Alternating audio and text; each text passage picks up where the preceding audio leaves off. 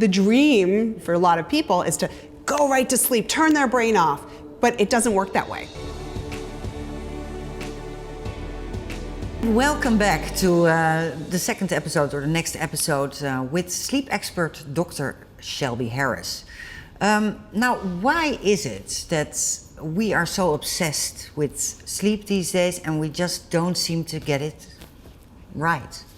I think it's wonderful that we're thinking more and more about sleep, don't get me wrong. But I think sometimes we're so obsessed with the idea of sleep, we don't always want to put the work in, or we don't always know all the things about sleep that we really should know. So we have misunderstandings, or we think that it's a quick fix. The reality is it's not, and we have to put some of the work in order to optimize our sleep overall.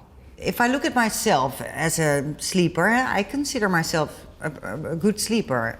I go to bed and I hit the pillow and I'm off to dreaming. That's good, right? Sounds great, right? But it's wonderful overall, but some people actually think that they should fall asleep immediately when their head hits the pillow. And that's actually not always the case. That shouldn't happen. It should take, for most people, 5 to 15 minutes to fall asleep. Really? Yeah, that's like the dream, pun intended, for a lot of people is to go right to sleep, turn their brain off, but it doesn't work that way. So what really should happen is when you kind of wind your brain down, it should take, like I said, 5 to 15 minutes. If you're someone who falls asleep immediately, or you have to be kind of put in bed because you fall asleep on the couch. Bit like me, yeah. Right, exactly. Sorry, on the couch as well. For some people, you need to consider, are you getting enough sleep? So if you fall asleep really fast routinely, make sure you're getting enough sleep for you on a routine basis. And how do you measure whether you have good quality sleep? How do you know? Is that by waking up really refreshed and energized? Is that when you have had a good night's sleep, or? Yeah, I think that's another myth that a lot of people have too, is that they should wake up after a great night of sleep and right in the morning be able to stretch their arms out. Go, right, exactly. It's like a fairy tale. The reality is you should give yourself a good 30 minutes to 60 minutes to judge how you slept for the night, because it's not like sleep is an on-off switch. You don't just go to bed, turn your brain off, then all of a sudden you wake up. It takes about a half hour for the neurochemicals in your brain to wash away, to get light exposure and to slowly wake up. So after about 30 to 60 minutes, if you feel good to go, you feel refreshed, overall well rested throughout the day with maybe a dip here and there, you're good. You're getting enough quality, okay. I should say. Are there any other myths? There are two of the really big myths that I get oftentimes as well are people think that if they have bad nights, a good amount of time, they've got trouble falling asleep, or they're up a lot in the middle of the night for various reasons, they then try to compensate by going to bed earlier or sleeping in. While that's okay to do once in a while, if you have repeated bad nights of sleep, when you start playing around with your bedtime and wake time to try and catch up, that actually worsens your sleep overall. So we try to have people be more consistent with their sleep.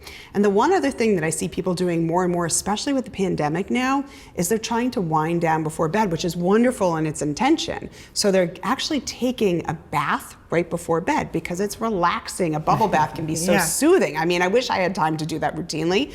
But the problem is that if you do that right before bed, it might quiet your brain down, but you're actually warming your body up, and you can actually make it harder to fall asleep with that. Oh gosh, I had no idea. Yeah.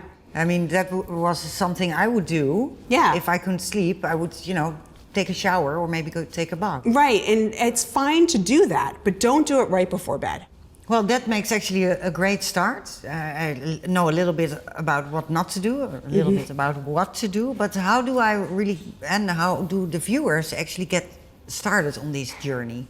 I think the most important thing, first and foremost, is recognizing your own patterns of what you do, what you respond to or don't respond to. So a sleep journal is a great way to start. And what a sleep journal is really just having a piece of paper or a journal, if you want, something nice, where you write down what time you go to bed, what time you wake up, how long you think it takes you to fall asleep if you wake up in the middle of the night, and then also maybe looking at what you do during the day. Do you get any exercise? Do you nap? Do you drink caffeine, or what time? And also thinking about any medications that you might be taking, or if there are any sleep medications that you're taking and what days you take them. And then one other thing I usually have people add is any stressors that happened during that day. So was it a more stressful day than usual, or something unusual happened? So that will help you to see some patterns that you notice in your sleep, or things that we can change over time. And I think the one thing to mention to everybody who does start tracking their sleep is that it's not something to become fixated on and obsessed with. It's more about just what you perceive as happening. I don't want you looking at your watch, looking at what time, how long you were up for, or any of that sort of stuff, or even all the devices we have now that track our sleep. It's what you perceive. Do you feel like that night took you a few hours to fall asleep? Or do you feel like that night was just not the best quality? And just track it that way without being fixated on the clock or any devices. Because in the end, and that's the same with a sleep journal, I think sleep journal is maybe to start you up. You don't have to follow it through weeks or months, maybe? Nope, it's just really to, at the beginning, see the patterns that you have. Yeah. And then once you make some changes, you'll start to see what actually helps you, and then you let go of it. I find that people sleep better when you have habits in line and you're not thinking as much about your sleep. But that's a real habit, right? You don't have to think about it. It just occurs every day. Exactly. Well, I think I learned, again, a lot from you. So I'm going to write a journal. I'm going to go to bed earlier. I have a lot of work to do, I think. What are we going to do in the next episode of this journey?